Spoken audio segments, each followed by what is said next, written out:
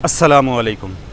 वैसे तो हम पाकिस्तानी आजकल बहुत खुश हैं क्योंकि जून आने के बावजूद मौसम गर्मा अभी स्टार्ट नहीं हुआ। हर बंदा आपको यही कहता नज़र आएगा कि माशाल्लाह इस साल मौसम बहुत अच्छा है, गर्मी का दूर दूर तक पता नहीं है, डेली बारिश हो रही है, ठंडी हवा चल रही है। चले ये तो जो शहरों में रहने वाले सूरत हाल हैं, जो मौसम की शिद्दत को ज़्यादा शिद्दत से महसूस करते हैं, उनके लिए तो अच्छी बात है। लेकिन जो माहिरीन है वो इस ख़तरे को बखूबी जानते हैं कि ये एक अलार्मिंग सिचुएशन है पाकिस्तान के लिए, मौसमों का उनके टाइम पर ना आना। आज तारीख़ है 5 जून और पूरी दुनिया में वर्ल्ड इन्वायरमेंट डे बनाया जा रहा है कि हम अपने माहौल को, अपनी इन्वायरमेंट को कैसे महफूज रख सकते हैं और आने वाली नस्ल को कैसे एक बेहतर माहौल मुहैया कर सकते हैं। लेकिन अगर हम अपने काम देखें तो ये सरासर उसके उलट नज़र आता है। लेकिन हम अपने माहौल को अपने ही हाथों बेदरेग ज़ाया करने पर तुले हुए हैं। आम तौर पर मौसम गर्मा अप्रैल में शुरू हो जाता था। जब गंदम की कटाई शुरू होती थी तो शदीद मौसम होता था, तेज़ धूप होती थी, बाहर निकलना जो होता है मुश्किल होता था। लेकिन अभी जून आने के बावजूद भी मौसम उस हवाले से नहीं बदला। यही सूरत हाल सर्दियों की है। जब भी सर्दियाँ आती हैं तो बहुत लेट आती हैं और जो मौसम होता है मौसम गर्मा के आगाज़ का, उस वक्त भी सर्दी मौजूद होती है। मौसम की एक अचानक तब्दीली नहीं है, इसके साइकिल को हमने खुद तबाह कर दिया है। हम क्या कर रहे हैं? हम दरख्तों का कटाव कर रहे हैं, ज़मीन में बेतहाशा ऐसी नामियाती खाद डाल रहे हैं जो कि माहौल के लिए ख़तरनाक है। ज़री ज़मीनें बेदरेग ज़ाया करते जा रहे हैं। बारिश का पानी कुदरती साइकिल से ज़मीन में नहीं पहुंच रहा। बारिश का पानी जा रहा है गंदे नालों में, गंदे जोहड़ों में लिए। और पाकिस्तान समेत पूरी दुनिया के लिए बारिश का पानी बाराने रहमत की बजाय बाराने ज़हमत बन जाता है, क्योंकि उसकी वजह से सैलाब आते हैं। क्योंकि हमने ज़मीन का रास्ता ही बंद कर दिया है जहाँ से बारिश के पानी ने ज़मीन के फ्रेश पानी में जाना था और इस साइकिल को बेहतर बनाना था।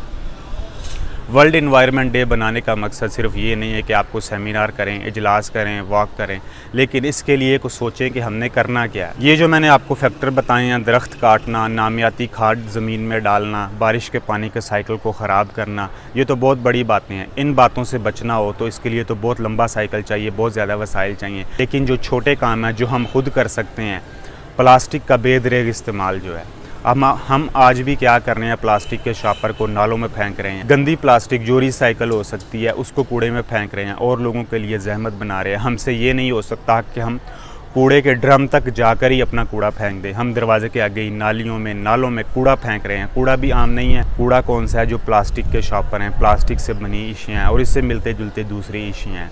जब हम ये काम खुद कर रहे हैं और उसके बावजूद कह रहे हैं कि हमारा मुल्क गंदा है, हमारा शहर गंदा है, हमारी गली गंदी है, तो फिर किसी भी महकमे को हम कैसे बुरा या करप्ट कह सकते हैं? जितनी देर हम अपने घर को साफ़ नहीं रखते, अपने आप को साफ़ नहीं रखते, हम कैसे कह सकते हैं कि माहौल को बेहतर होना चाहिए, माहौल को हम आने वाली नस्लों के लिए बेहतर छोड़ के जाना चाहिए? ये काम उस वक्त तक नहीं हो सकता जब तक आप ये चीज़ें अपने ऊपर इम्प्लीमेंट ना करें। आपको मैं एक मिसाल देता हूँ। आप किसी भी नहर पे चले जाएं, दरिया पे चले जाएं, उसके किनारों पे जो भी बैठने की जगह है, आपको वहाँ पे गंद ही गंद नज़र आएगा, प्लास्टिक ही प्लास्टिक नज़र आएगी, रैपर ही रैपर नज़र आएंगे। उस गंद, प्लास्टिक और रैपर की वजह से जो भी पानी में रहने वाली मखलूक है उसके ऊपर क्या आप असरअंदाज हो रहे हैं, इसका आपको बिल्कुल भी इदराक नहीं है। 4 दिन आप कोई लेक्चर सुनते हैं, 4 दिन आप कोई वीडियो देखते हैं तो आपको पता चलता है कि ये होता है। अगले दिन आप फिर भूले होते हैं। हाँ, आपको ऐसी जगह पे खाने पीने की अशिया ले जानी याद रहती हैं, लेकिन उसका वेस्ट उठाना आप अपनी ज़िम्मेदारी नहीं समझते, उल्टा आप अपना फ़र्ज़ समझते हैं वहाँ जाके गंद डालना।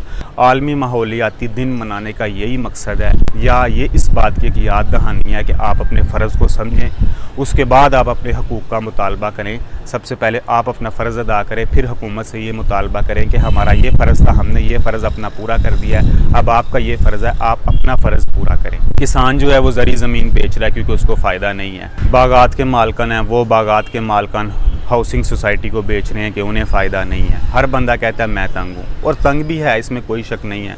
किसी साल हुकूमती पॉलिसी की वजह से आलू 20 रुपये होता है, किसी साल जो है 100 रुपये किलो होता है, किसी साल टमाटर 10 रुपये बिक रहा होता है, किसी साल टमाटर 200 रुपये बिक रहा होता है। ये सिचुएशन है हमारे मुल्क की कि कोई चेक एंड बैलेंस नहीं है। एक फसल अगर ज़्यादा हो रही है तो उसको महफूज करने का तरीका कोई नहीं है। उसका भी माहौल पे बहुत बुरा असर पड़ता है। जब किसान बददिल हो जाता है, वो कहता है भाई मुझे इसमें फ़ायदा नहीं है, अब मैं इस ज़मीन को नहीं छोड़ूंगा, मैं इससे जान छुड़वा के ही रहूँगा। ज़रूरी ज़मीनें और दरख्त कुदरती साइकिल बनाने में इंसान की बहुत मदद करती हैं। इनको महफूज रखना ही अक्लमंदी है। हमें इसका कब इदराक होता है ये तो वक्त ही बताएगा। अगर आपको ये वीडियो पसंद आई हो तो इस चैनल को ज़रूर सब्सक्राइब कीजिएगा। टेक केयर, अल्लाह हाफ़िज़।